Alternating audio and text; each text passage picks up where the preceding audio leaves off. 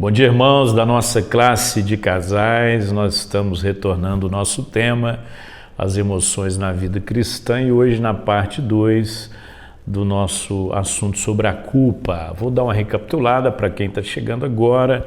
Os irmãos que estavam conosco no domingo passado nos perdoem. Nós começamos lendo o texto de Gênesis capítulo 3 e falando que a culpa ela nasce no jardim do Éden, quando o homem desobedece a Deus e Deus vem ao seu encontro, pergunta: o que fizeste? E ele diz: a mulher que me deste me deu do fruto, eu comi. Ou seja, ele joga a culpa em Eva, e Eva, por sua vez, ela diz: a serpente me enganou e eu comi. Então nem Adão nem Eva assumem a culpa do erro. E essa é a tendência natural nossa. Um dos sentimentos mais difíceis de lidarmos na vida é a questão da culpa. Falamos domingo passado sobre a origem da culpa. Nós temos uma culpa que originou-se em Deus, nós temos uma culpa que se origina no diabo, e nós temos uma culpa que se origina na nossa própria consciência, nosso código de conduta que nós carregamos. Então nós temos que discernir quando na verdade aquela culpa é algo que Deus está trazendo para gerar em nós arrependimento, quando a culpa é algo que Satanás está trazendo para gerar em nós um constrangimento, e quando nós mesmos estamos colocando isso sobre nós e não sabemos lidar com o perdão de Deus. Enfim, então nós temos que discernir isso. Há uma voz dentro de nós que muitas vezes nos desaprova. Falamos que a nossa consciência é imperfeita, muitas vezes aquilo que ela devia nos acusar, ela silencia, e naquilo que ela não deveria, ela se exalta. Nós falamos sobre alguns critérios racionais que nós precisamos usar para lidar com a culpa. O primeiro é o que a Bíblia diz sobre aquilo que eu estou sentindo. Segundo, o que a minha liderança espiritual tem a dizer sobre aquilo. Terceira forma, o que o meu próprio julgamento me diz a respeito do meu comportamento. E quarto, se é razoável achar que Deus vai me responsabilizar por aquilo que eu fiz ou por aquilo que eu pensei. Nós falamos que existem 3 faculdades mentais. A primeira é a emoção, o que eu estou sentindo. Então é importante, quando eu trato da culpa, eu pensar nos meus sentimentos. Segundo, tem a ver com o raciocínio. É razoável e bíblico aquilo que eu estou sentindo. E terceiro, é a vontade, qual foi a minha intenção. Então nós paramos aqui domingo e nós vamos dar sequência falando sobre a nossa educação familiar e o nosso sentimento de culpa. Quando nós falamos sobre isso, o que nós estamos afirmando? Que a consciência de uma pessoa, ela é em grande parte uma dádiva dos nossos pais. Muitas vezes eu me sinto culpado porque a minha criação me ensinou aquilo, né? Então eu aprendi desde criança com os meus pais que eu não deveria apossar de um objeto que era do outro. E todas as vezes que eu faço isso, eu lembro daquilo que os meus pais me ensinaram. Muitas vezes eu carrego um sentimento de culpa por conta de uma transferência que os pais fizeram para mim, que na verdade não necessariamente significa culpa, mas por conta da forma como eles também foram criados, eu acabo absorvendo aquilo. Então a influência familiar, ela muitas vezes é definidora. E muitas vezes aquilo que nós aprendemos a respeito da culpa com os nossos pais é muito importante carregar para a vida toda, mas às vezes é um equívoco que os nossos pais nos transmitiram. Mas uma das bases fundamentais da nossa relação com a culpa vem daquilo que os nossos pais nos ensinaram. Qual é a instrução que nós recebemos a respeito de determinadas coisas? E muitas vezes os nossos pais estão passando aquilo que eles receberam dos nossos avós. Dito isso, então, que nós temos a nossa herança familiar, que é importante na nossa avaliação de culpa, até onde aquilo que os nossos pais nos ensinaram tem concordância com a palavra de Deus ou não, mas é fundamental entendermos que da nossa origem familiar vem a nossa culpa, o nosso sentimento de culpa. E eu quero falar sobre 8 conclusões que nós podemos tirar acerca da culpa. A primeira conclusão, e isso é fundamental, Deus não é o autor de todos os sentimentos de culpa. Então nós já falamos isso, que ele pode ser oriundo do que o próprio Satanás está tentando colocar na nossa mente. Eu costumo dizer o seguinte: o Espírito Santo e Satanás trabalham de forma inversa com relação à culpa. Como que eles trabalham? Quando você está vivendo uma vida de pecado, Satanás vem nos seus ouvidos e diz: não, isso que você está fazendo todo mundo faz, isso é normal, não fica preocupado com isso, Deus é amor. Então você está vivendo um processo de pecado e Satanás está tentando produzir em você uma consciência de que aquilo não é errado. Isso é obra de Satanás. Nesse momento em que você está pecando, está desobedecendo a Deus, está fugindo daquilo que é o propósito de Deus para a sua vida, o Espírito Santo está soprando do outro lado, dizendo: olha, você precisa abandonar o pecado, precisa confessar o seu pecado em arrependimento. Então eles estão trabalhando dessa forma. Bom, aí o que acontece? Você chega num dado momento da sua vida, né, você peca, e aí o Satanás muda o discurso dele, fala: não, tá vendo? Você não é crente não, olha o que você fez, agora não tem cura para você, não tem solução para você. Então o diabo tenta fazer você acreditar que não há perdão pelo erro que você cometeu. Bom, antes de você admitir o pecado e buscar em arrependimento o perdão de Deus, Satanás está dizendo que o que você está fazendo é normal. Uma vez que você procura a Deus em arrependimento, ele vai dizer que não adianta. Bom, lá atrás o Espírito Santo vem dizendo para você que você está pecando, está desobedecendo a Deus, está fugindo daquilo que é o propósito de Deus para a sua vida. Uma vez que você peca e ora, o Espírito Santo diz: nenhuma condenação há para você, você foi perdoado. Então é dessa forma que trabalha. Então nem todo sentimento de culpa ele vem de uma obra de Deus no nosso coração e do Espírito Santo. A segunda verdade, conclusão, é que a ausência de sentimento de culpa não significa necessariamente que nós somos inocentes diante de Deus. É tão importante isso, porque muitas vezes o que acontece? Eu já fui ajudar pessoas a reconciliarem, e o que eu escuto com muita frequência é o seguinte: não, pastor, eu estou em paz, eu estou tranquilo, minha consciência está tranquila. Cara, como que você pode estar de consciência tranquila diante disso? O seu irmão está ferido, está ofendido. Não, mas eu estou em paz. Então, observa, ele não tem sentimento de culpa e ele acha que por isso ele é inocente. Isso a gente chama de uma consciência cauterizada. E muitas vezes é uma negação também. Eu digo isso porque eu não quero admitir que eu errei. E por que eu não quero admitir que eu errei? Porque muitas vezes eu não sei o que fazer com a culpa. As pessoas se perdem exatamente aí. Por que muita gente tem dificuldade de admitir o erro? Porque elas não conhecem o perdão de Deus.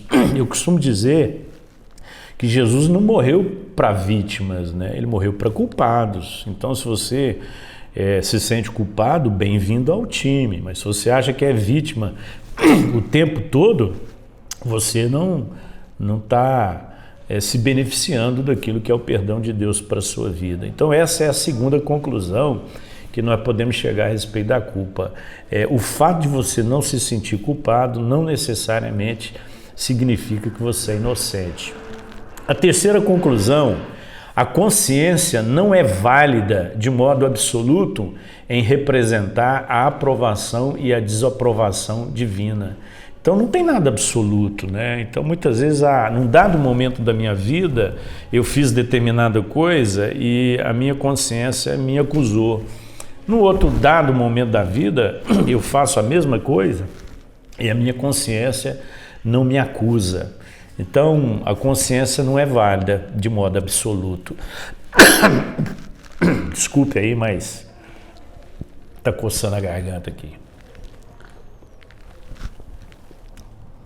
Terceira ou a quarta conclusão: Quando nós lemos lá em Romanos capítulo 9, verso 1, o que Paulo está nos ensinando?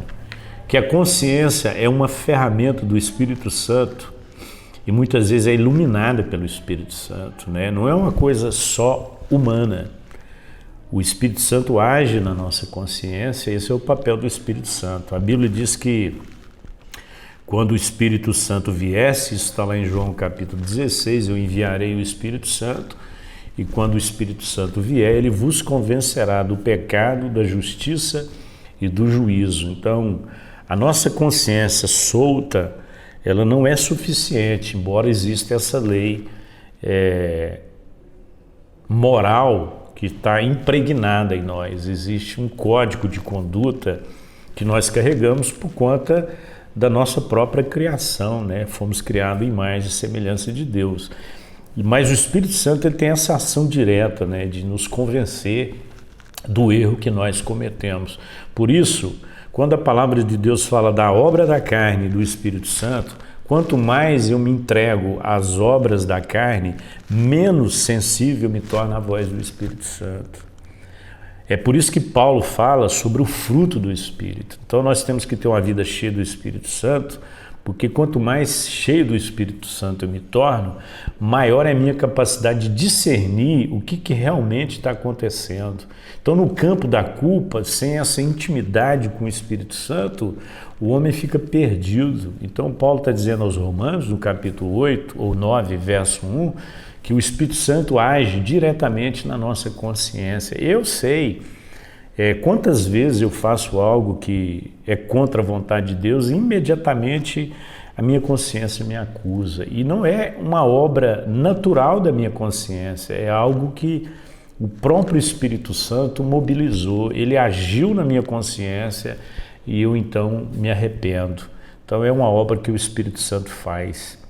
A quinta conclusão é que a consciência é para o cristão mais um patrimônio valioso do que um defeito a ser superado. Às vezes, cara, a minha consciência está jogando contra, mas você precisa analisar a consciência como essa ferramenta, né? Como um patrimônio valioso que nós temos. Temos que interpretar as suas mensagens com maior discernimento. Então, as mensagens que vêm da minha consciência, elas precisam ser interpretadas com discernimento, e o que vai determinar isso é uma vida cheia do Espírito Santo. Sexto, quando os sentimentos de culpa parecem refletir a desaprovação de Deus, poderão ser confirmados através dos testes do raciocínio e da vontade. Então nós já falamos lá atrás que existe da faculdade mental o meu sentimento, o meu raciocínio e a minha vontade. Então, quando eu estou em dúvida com relação ao sentimento de culpa, né, se aquilo é uma reprovação vinda de Deus ou não, eu preciso confirmar através do raciocínio e da vontade. Então, a vontade tem a ver com as minhas motivações. Cara, tudo bem que eu falei aquilo, mas não foi a minha intenção. Então, o diabo, ele tenta pegar você em quê? No que você falou. Mas o Espírito Santo fala, não, eu avalio a intenção do coração, né? Acho isso tão interessante, porque todas as vezes que Jesus confrontou os fariseus, ele não confrontou os fariseus só baseado no comportamento que eles tiveram, né? Jesus sempre avaliava as intenções dele, né? Por que cogitais nos vossos pensamentos? Sempre Jesus vai mais fundo ainda. Então, muitas vezes, eu até machuco a minha esposa, mas Deus sabe que a minha intenção não foi aquela. Então eu não tenho que dar um peso tão grande para a culpa como se a minha intenção fosse aquela. Como também, às vezes eu tenho uma atitude boa, mas a minha intenção é má. Então eu tento impressionar com a minha atitude, eu tento passar uma boa imagem, né? É muito comum um marido que maltrata a mulher, é agressivo com a esposa, falar palavras carinhosas na frente de pessoas ou dos filhos para criar uma boa impressão. Mas é um bandido, né? No fundo, ele sabe que aquilo é só uma forma que ele usa para impressionar. A sétima coisa, a consciência é em grande parte essa dádiva dos pais e o que a estes dá enorme responsabilidade de lidar criteriosamente com essa atribuição. Então eu, como pai, eu tenho que tomar muito cuidado na maneira como eu estou formando a mentalidade e a consciência dos meus filhos. Vou falar de uma matéria que passou na Record domingo passado, domingo à noite, domingo retrasado, falava sobre a erotização e adultização da criança, ou seja, transformar a criança num adulto e transformar a criança num objeto sexual. É impressionante, irmãos, como alguns pais estão gerando uma consciência deformada no próprio filho.